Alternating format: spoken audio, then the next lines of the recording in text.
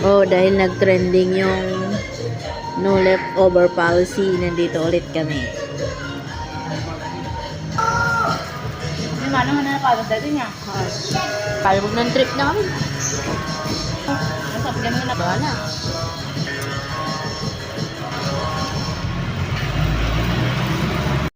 Ngipin mo pan.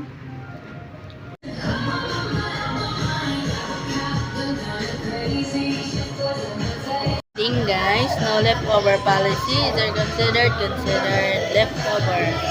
Yan yung penalty. Dapat ganito. Dapat buto lang yung matira. Diba? O yan, finish na. Isa na lang natira. Very Pinoy.